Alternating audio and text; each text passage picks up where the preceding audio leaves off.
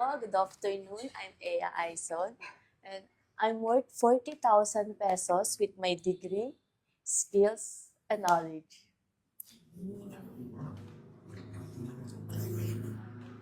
Oh, 40,000 pesos? walaan ko. Yun pang malakasan mong sagot sa interview. Sigurado. Para sa sweldo, no?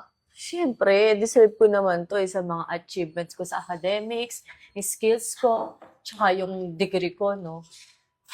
Okay, sige, pero hindi lang ikaw ang may merong degree. Doon tayo sa reality. Okay? Na magsisimula ka muna sa from the start na maliit. And then after nun, you're gonna work hard ng tumaas.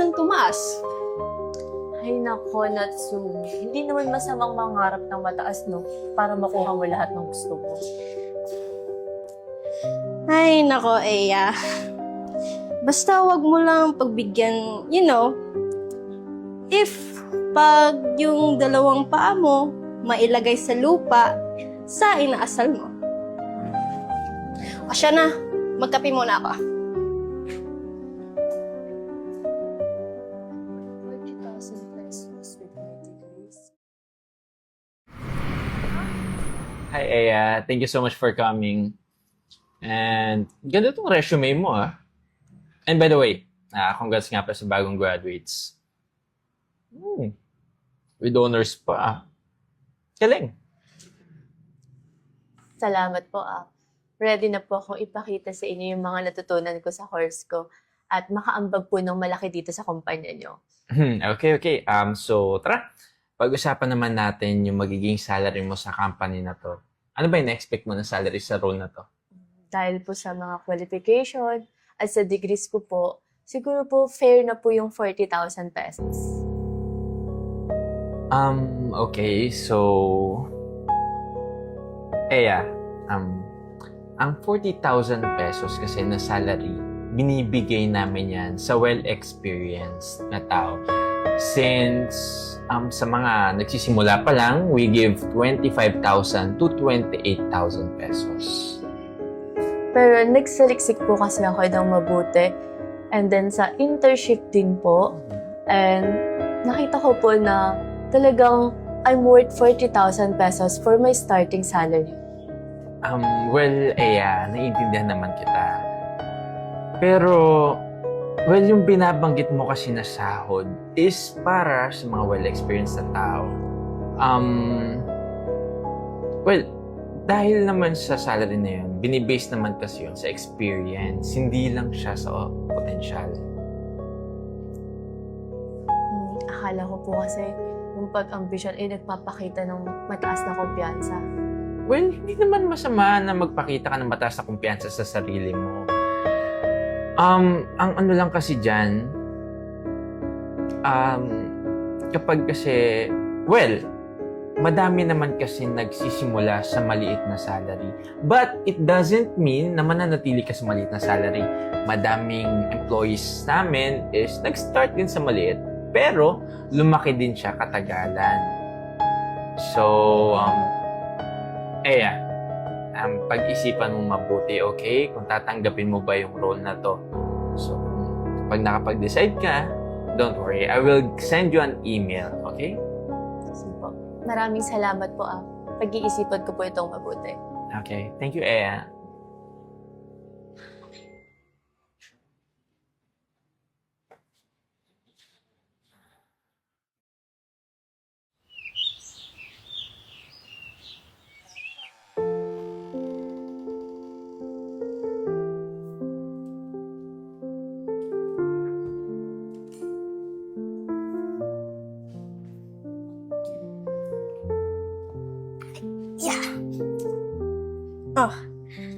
Ano na nangyari?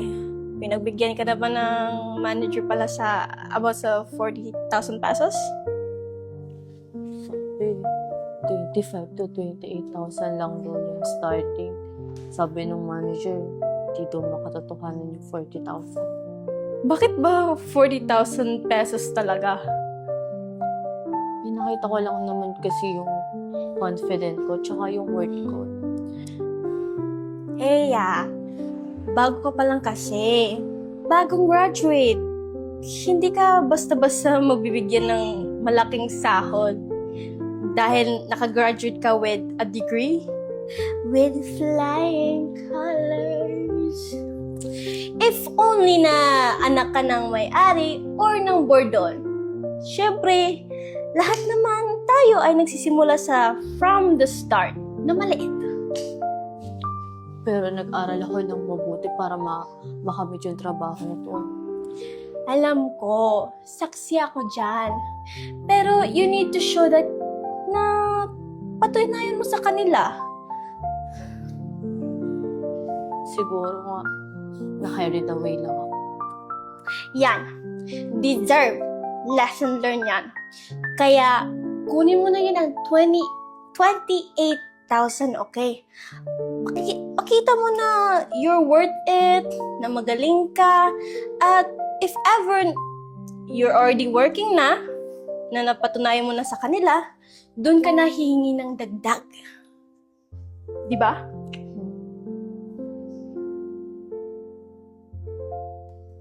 Thank you for the opportunity. I've been happy to accept the role with a starting salary of 28,000. I look forward to prove myself and grow with your company. Ano? Nag-email ka na? Oo. Hindi ko gusto to.